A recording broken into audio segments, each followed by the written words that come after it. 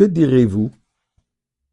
Vous allez chez le poissonnier, bien sûr un poissonnier cachère, et vous achetez du poisson pour Shabbat.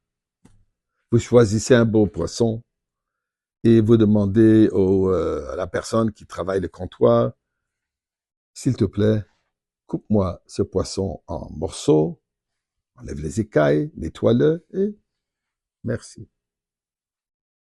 L'employé commence à le faire et tout à coup, en sortant les entrailles du poisson, il trouve une chaîne d'or avec des diamants.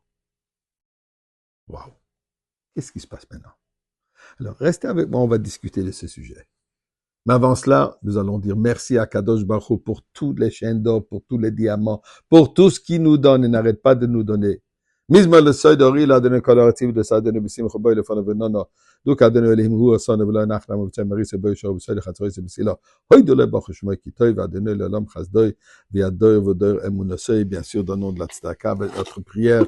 Ce mois d'Adar, qu'Amalek soit complètement effacé. L'Amalek d'aujourd'hui. Vous savez tous de qui je parle. Celui qui s'appelle Khamenei, il se dit petit-fils de Haman, alors qu'il est le même sort qu'Haman et le reste. Écoutez la situation. Une histoire véridique.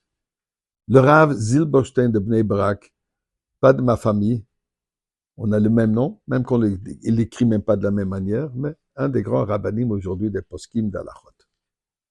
Un litige. 3 personnes se présentent devant ce beddin avec une chaîne d'or. Et voilà ce qui se passe. On va dire, Abraham est rentré chez ce poissonnier la veille de Shabbat pour acheter un beau poisson pour Shabbat. Il choisit le beau poisson. Il dit au travailleur du comptoir, il dit, je t'en prie, je veux ce poisson, mais nettoie-le-moi s'il te plaît, coupe-le en tranches, et là je vais prendre et le payer.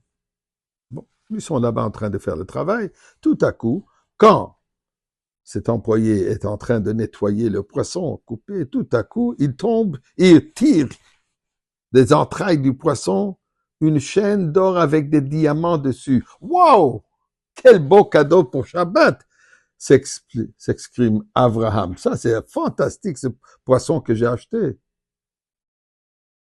Lui dit l'employé, on va l'appeler Yitzhak. Il dit, c'est pas à toi. Toi, tu as acheté un poisson. Tu n'as pas acheté une chaîne en diamant, en or. Ce que tu as acheté, c'est le poisson. En plus, tu l'as même pas payé encore. Ça ne t'appartient pas encore. Donc, tu as acheté du poisson, tu n'as pas payé, ça t'appartient pas. Ça m'appartient à moi, c'est moi qui l'ai trouvé. Et bien sûr qu'Abraham s'énerve, commence à crier, quelle audace, c'est mon poisson. Avec le bruit qui se passe dans le magasin, le propriétaire du poissonnerie vient voir, dit, qu'est-ce qui se passe ici? Comment est-ce que tu sers tes clients? Il dit, regarde ce qui se passe. J'ai trouvé ce bijou dans le poisson. Ça m'appartient. Dit le poissonnier, un instant. Pourquoi ça t'appartient à toi? Le poisson m'appartient. Toi, tu n'es qu'un employé. Aussi longtemps que le client n'a pas payé, ça m'appartient à moi. Tout ce qu'il y a dans le poisson m'appartient. Toi, employé, tu vas recevoir ton salaire. Je vais te donner un bonus. Mais le poisson, ça m'appartient à moi. Eh bien, comme bon juif, il dit, écoutez, on va aller au Beddin, on va demander au Rav qu'il tranche à qui ça appartient. Il y a un halakha. Il y a une loi juive qui dit exactement qu'est-ce qu'il faut faire dans cette sorte de situation. Et ces 3 se présentent, comme je disais, devant le Rav Zilberstein.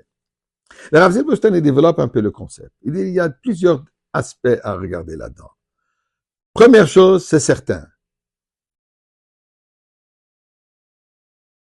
Abraham, lui, il n'a aucun droit là-dessus. Il a acheté du poisson, il n'a pas acheté un bijou. En plus, il a toujours rien payé. Donc, lui, il n'a absolument aucun droit là-dessus. La question, elle est entre le propriétaire et l'employé.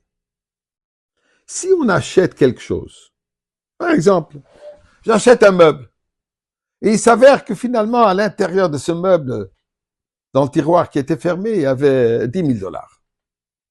Lui, il n'a pas acheté les 10 000 dollars, lui, il a acheté le meuble. Est-ce qu'il a le droit de le garder ou non? Alors, il y a toute une discussion dans la lachote. Si j'achète quelque chose que je ne sais même pas que je l'ai acheté, est-ce que ça m'appartient ou non? Différentes opinions là-dessus. Donc, il y a une question. Si le propriétaire, c'est vrai, ce poisson lui appartient, mais lui, il ne savait absolument pas qu'il y a une chaîne d'or dans ce poisson. Donc, dépendamment des opinions, si ça l'appartient ou ça l'appartient, c'est pas sûr. Qui a la chaîne en main? L'employé. Alors, on pourrait dire que c'est lui, il est le premier, il est le seul qui l'a carrément en main. Alors, c'est lui qui a probablement le plus de droits. Mais étant donné que ça reste en doute, alors il faut que Mashiach arrive.